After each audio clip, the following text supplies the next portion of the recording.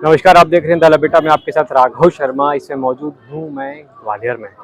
विधानसभा चुनाव हुए मध्य प्रदेश में, उसका आगाज भी केंद्रीय मंत्री अमित शाह ने किया। अब उसी तर्ज पर लोकसभा चुनाव है। लोकसभा चुनाव में मध्य प्रदेश में 29 सीटें हैं।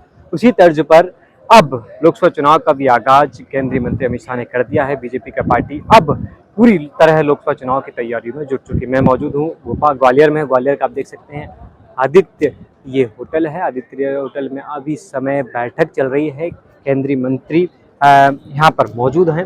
तमाम बीजेपी के दिग्गज नेता यहाँ पर मौजूद हैं ग्वालियर चंबल क्षेत्र के।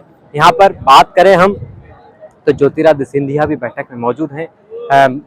प्रधानमंत्री नरेंद्र मोदी की जो नीतियां हैं उसी को लेकर आज सभी चीज़ें 400 से अधिक कार्यकर्ता आज ग्वालियर चंबल के सभी इस बैठक में मौजूद हैं। ज्योतिरादित्य सिंधिया भी इस बैठक में मौजूद हैं।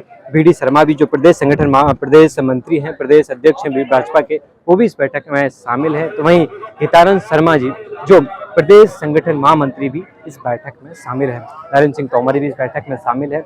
ये आप कह सकते हैं लोकसभा चुनाव का एक पहला आगाज कह सकते हैं बीजेपी का। जिस तरह ग्वालियर चंबल में 4 सीटें हैं लोकसभा की, भिंड, मुरैना, गुना और ग्वालियर 4 सीटें हैं लोकसभा की। और लोकसभा सीट इस बार 29 बीजेपी को जीतने का जो टारगेट रखा है बीजेपी ने इस बार कहा है कि 29 सीटें इस बार बीजेपी मध्य प्रदेश में जीतेगी। और उसी तर्ज पे ग्वालियर क्षेत्र से उन्होंने लोकसभा चुनाव का आगाज कर दिया है।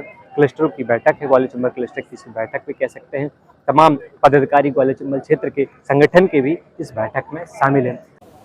राजमाता विजयराजे सिंधिया विमानतल पूरी तरह से तैयार हो चुका है और आज मध्य प्रदेश में सबसे बड़ा हवाई अड्डा ग्वालियर का हवाई अड्डा बनने जा रहा है। ये एक नया द्वार खोलेगा ग्वालियर के विकास के लिए, ग्वालियर की प्रगति के लिए और सारे फ़्लाइट कनेक्शंस के साथ जो बेंगलोर, हैदराबाद, मुंबई, दिल्ली, अयोध्या,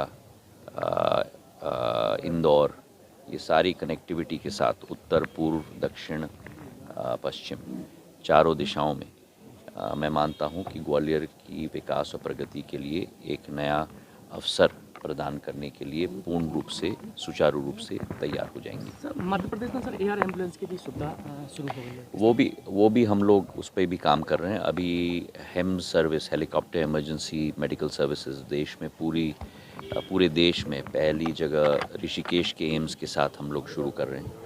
हेलीकॉप्टर तैयारी हो रहा है और जल्द से वो हेम सर्विस 150 किलोमीटर की रेडियस में ऋषिकेश के एम्स से पूर्ण रूप से परिलक्षित हो जाएगी और आने वाले दिनों में इससे हम बढ़ाएंगे भी।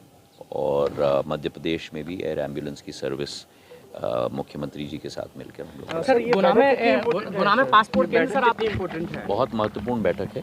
विधानसभा के चुनाव के समय में भी आदरणीय अमित शाह जी, हमारे गृह मंत्री जी आए थे। बहुत महत्वपूर्ण बैठक है और इससे एक नई दिशा हमारे कार्यकर्ता। अब एक सवाल कई उठते हैं इस बैठक में कि यदि ग्वालियर से ज्योतिरादित्य सिंधिया यदि चुनाव लड़ते हैं तो विवेक नारायण जो इस समय मौजूद हैं, सांसद हैं बीजेपी के, उनका क्या होगा। मुरैना की सीट खाली है क्योंकि नरेंद्र सिंह तोमर अब विधानसभा में पहुंच चुके हैं और विधानसभा अध्यक्ष हैं और अब विधायक बनकर उन्होंने चुनाव लड़ा था। अब मुरैना की सीट भी खाली है। तो इस तरह 4 सीटें हैं इस क्षेत्र में। अब एक एक करके चीज़ें देखना है कि 4 सीटें बीजेपी पूरे चंबल क्षेत्र से कैसे निकालती है, क्योंकि इस बार ज्योतिरादित्य सिंधिया का मैदान में उतरने की बात चल रही है। तो ग्वालियर से उतरते हैं, गुना से उतरते हैं, ये देखने वाली बात होगी। यदि ग्वालियर से उतरेंगे ज्योतिरादित्य सिंधिया, क्योंकि उनका गृह क्षेत्र भी कहा जाता है इसको, और यहाँ पर उनका कार्यकर्ताओं में जिस तरह हमने बात की, उन्होंने कहा कि इस बार महाराज जी को ग्वालियर से उतरना चाहिए। ग्वालियर से ही तमाम कार्यकर्ता उनको चाहते हैं कि महाराज जी इस बार से ग्वालियर से उतरे और ग्वालियर का विकास होगा। अब देखना है कि 29 सीटें बीजेपी के खाते में जाती हैं या नहीं, लेकिन लोकसभा चुनाव का आगाज बीजेपी ने कर दिया है ग्वालियर से और 29 सीटें इस समय जीतने का उन्होंने टारगेट रखा है। शिवम के साथ राघव शर्मा की रिपोर्ट भोपाल से।